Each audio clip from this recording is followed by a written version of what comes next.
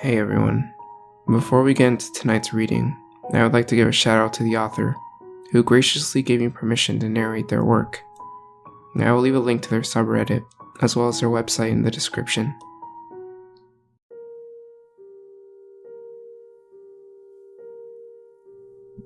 Eliza looked so alive.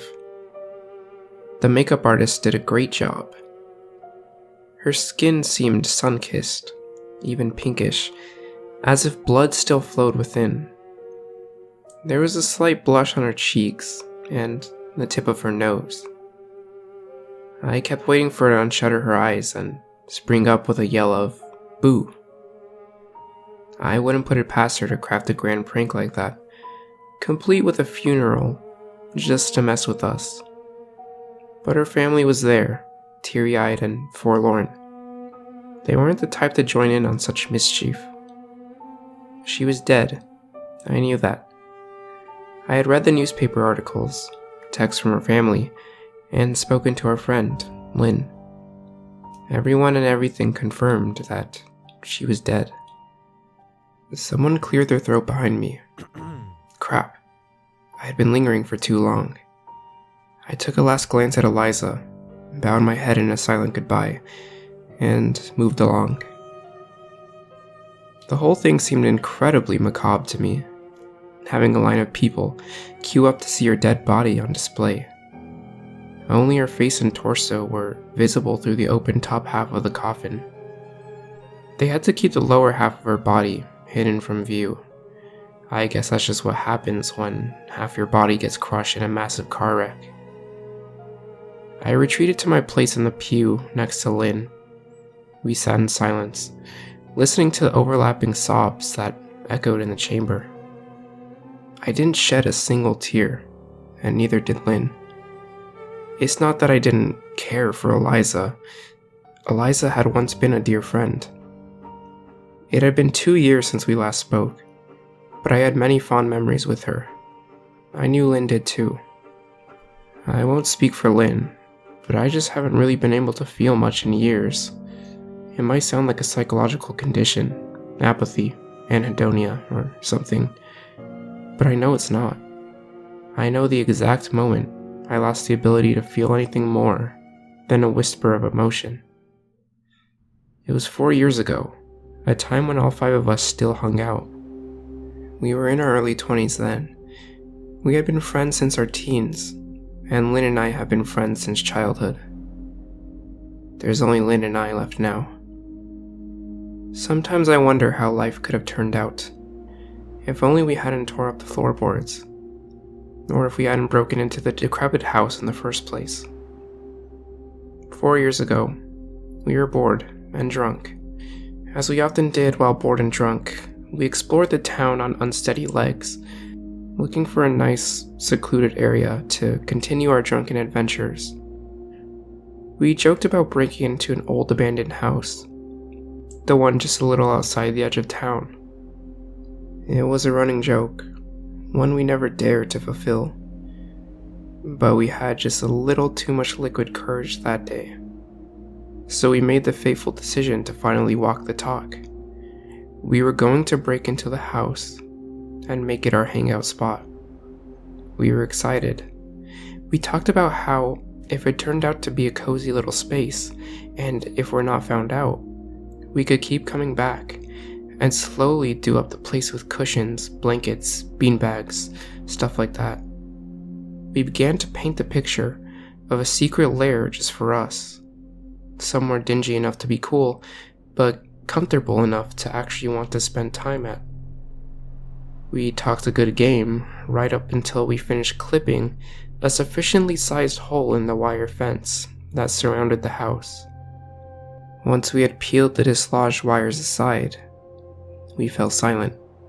I think none of us had really expected us to get that far, but buoyed by peer pressure and false bravado, I ignored the sudden chill that settled in the pit of my stomach. I followed them right through the hole we made into the overgrown jungle of a garden. We pushed our way through the tall wild weeds to the front door and hesitated. We should have turned back then and run all the way home. But we didn't have hindsight, or even foresight, as stupid dumb younglings. Joel smashed a window at some point, and we managed to unlock the door and make our way in. Joel bled from a cut on the broken glass, but waved it off in his typical gung-ho way. The last one of us had barely made it into the house when the door swung shut with a bang. We nearly leapt out of our skins. I think I screamed, as did someone else. Then, like the idiots we were, we laughed. We thought it was the wind, or that the door had those auto-shutting mechanisms. The light wouldn't turn on, which wasn't surprising. The house had been empty for as long as we had known it existed. It had probably been abandoned before any of us were even born.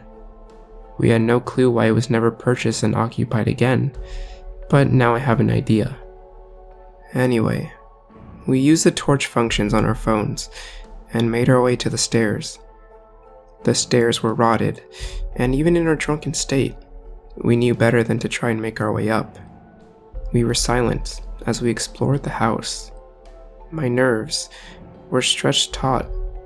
In all honesty, I was sobering up and ready to hightail it out of there. But the three girls weren't running, and Joel was forging ahead, despite his bleeding hand. There was no way I was going to be the first to run. Joel would never let me live it down if I ran when none of the girls did. Thinking back, I can't help but want to punch myself in the face. I was a full-grown man even then. I should have known better than to be worried about dumb things like being mocked, like wanting to be a manly man. I should have just dragged every last one of them out of there. Pride and ego be damned. But I can't change the past. We wandered through the various rooms until we made our way to a room near the back of the house. Joel's shoe made an odd hollow thud on one of the floorboards in the room. He stomped on it again, then stomped on another floorboard, creating a dull, flat thump. After he hopped around more, we ascertained that 3 of the floorboards had hollow spaces beneath them. It was Eliza who suggested tearing them up. I just wanted out. I didn't want to be in the place. Something was off. There was a sick, heavy quality to the air itself. It wasn't just the mustiness of old, rotting wood. It was as if I was breathing in ribbons of twisted energy draped across the entire space.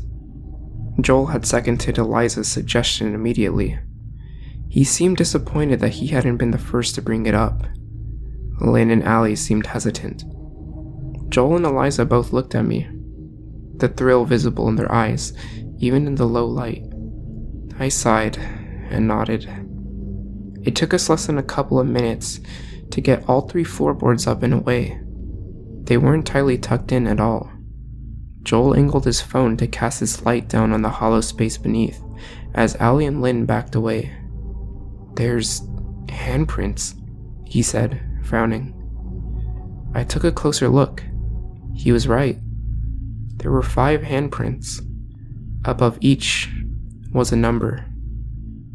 1, 2, 4, 5, 7. Huh. Eliza crouched down, studying the prints. She read the numbers aloud. Wonder what that's about.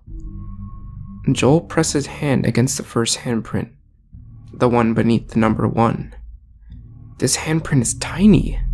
He flexed his fingers to show the difference. Allie knelt next to him. She placed her hand on the handprint beneath the number 2.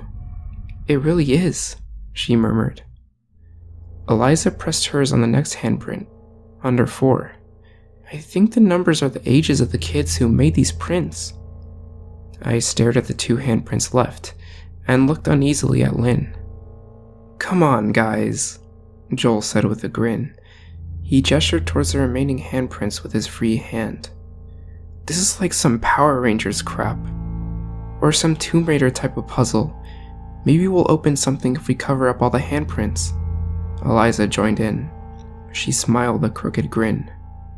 I sighed and rolled my eyes, but I placed my hand on the handprint under 5. Lynn chewed on her lower lip for a moment, then joined me, echoing my sigh as she placed her hand on the last handprint. A deafening crack punched through the air like a gunshot. It came from above. We all screamed then, and tore from the room. We barreled towards the door, none of us bothering with any pretense of bravery. Joel was first to fling himself from the house, followed by Allie, Eliza, myself, and then Lynn. Once we had struggled through the wire fence, and sprinted a few streets down, I had the good grace to feel ashamed I had shoved past Lynn in my desperation to get out of that damned house. Not the most gentlemanly thing to do. I didn't know what to say to Lynn, so I left it. If I recall correctly, I apologized to her via text a few days later. She didn't hold it against me. It's only now, as I tell this story, that I realized we had escaped the house in the exact order that we had placed our hands on the handprints. We didn't speak of what happened for a few days. It was only after a week had passed that we were able to speak of and joke about it. We concluded that some faulty part of the house upstairs must have snapped while we were messing around downstairs. We teased each other for our cowardice, and I remember everyone piling on Joel for being the first to run. On the surface, life went on as usual, but something was different. I couldn't pinpoint it until Allie vocalized it a few weeks later. "Everything seems duller these days," she had said. "Muted." She was right. That was what I had been feeling. It was as if I was experiencing life through a thick velvet curtain. "I don't feel much of anything," Lynn had agreed. "Nothing gets me riled up, or scared, or happy." Pretty soon, we had all admitted to feeling the same way, even Joel. We came up with many hypotheses and settled on the most logical one. We had probably endured a much too heightened state of emotion that one night, and so everything else just paled in comparison. We also agreed that perhaps we were lightly traumatized, and that had messed with our moods. The thing about having flattened emotions is that socializing becomes a lot less enjoyable. It becomes harder to care about people, events, activities, hanging out, stuff like that. Over the next months, I felt the veil that suffocated my emotions thicken. I think the same happened with the others. We began to drift apart. I never regained my full capacity for emotions. In fact, my feelings still seemed to deaden more with each passing day. Then, Joel died. He died exactly 1 year after the night at the house. We didn't realize it then, didn't think much about the date of his death. We were more concerned with how and why of it all. Joel's throat had been sliced open. There was no sign of a struggle. No one was ever caught. The general consensus was that someone must have attacked him from behind, taking him by surprise. A quick slash to his throat, and that was it. His wallet and phone were still on him when his body was found, so it wasn't a robbery gone wrong. We all attended his funeral, but we didn't shed a tear. I wanted to. I sure as hell tried. I wanted to feel something, to honor the loss of a good friend. I wanted to grieve, to cry, to wail. But there was only a heavy weight on my chest, and an all-encompassing numbness that soaked every fiber of my being. By the time Allie died, another year later, I had gotten out of town. Lynn had moved overseas as well. We didn't keep in touch, not with each other, or with anyone else from our hometown. I only found out about Allie's death when my parents texted. They thought I would like to know. She had been skydiving, and her parachute didn't open. Neither did her spare parachute. It was only then that I realized that Allie and Joel had both died on the same date, just a different year. I hadn't put it all together then, but I knew something was up with the dates. I didn't care enough to look too much into it. I didn't go back for the funeral, but I was told Lynn did. 2 more years passed, and Eliza died. Her car had been crushed by an oncoming truck. By this time, I had an inkling as to what was going on. Much as I didn't really feel the worry or fear, I knew I should care, that I should try to preserve my life. I called Lynn and told her my theory. They were all dying according to the numbers. Joel, handprint number 1, dead in 1 year. Allie, handprint number 2, dead in 2 years. Eliza's hand was on the handprint labeled 4, dead in 4 years. I thought Lynn would laugh, tease me, or call me crazy, but she simply told me that she had figured that out as well. We agreed to attend Eliza's funeral and talk things through, see if there's anything we could do, anything to save ourselves.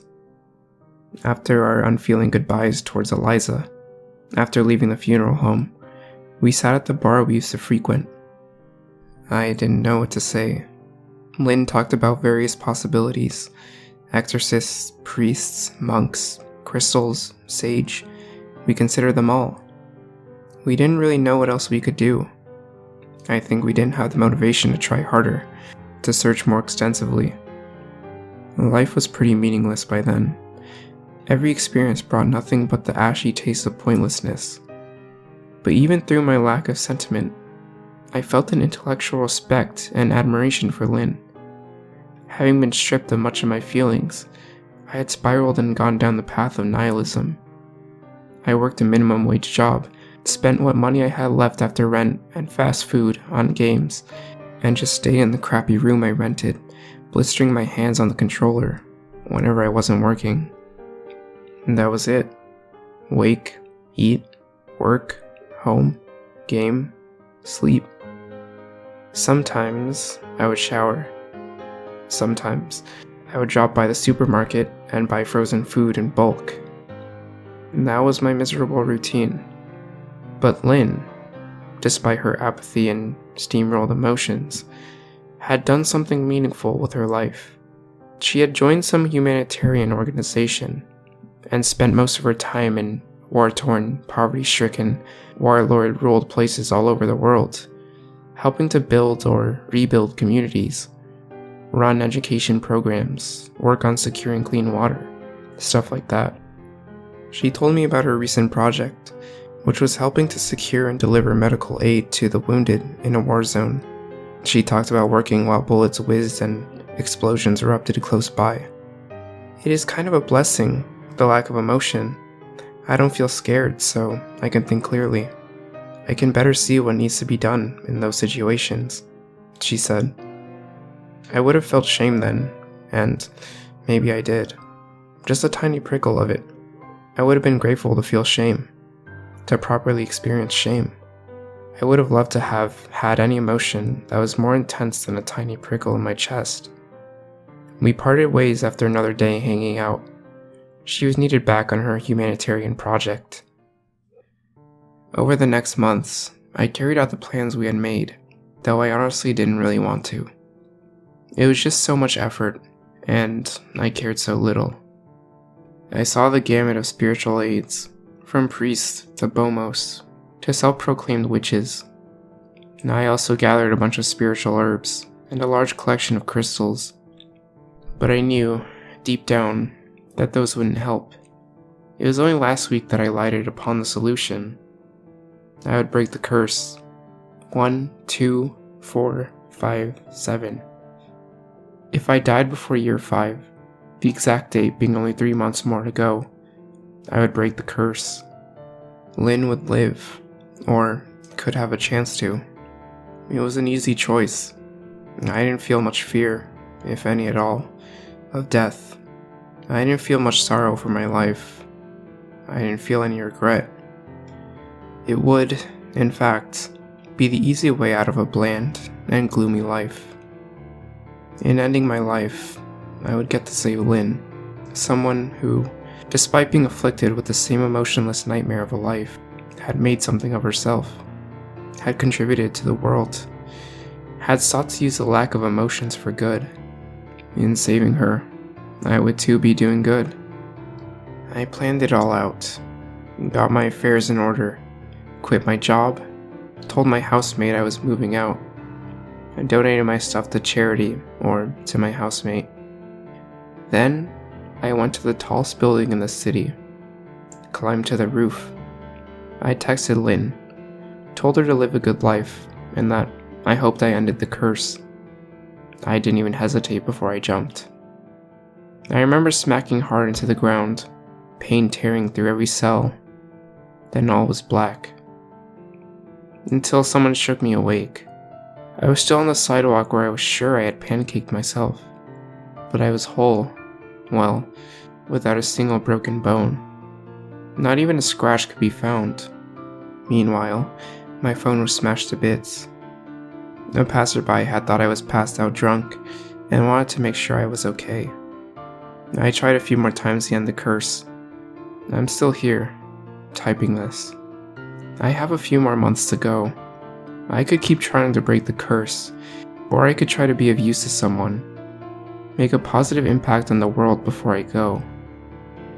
Especially since I can't seem to die before my doomsday date. Any ideas?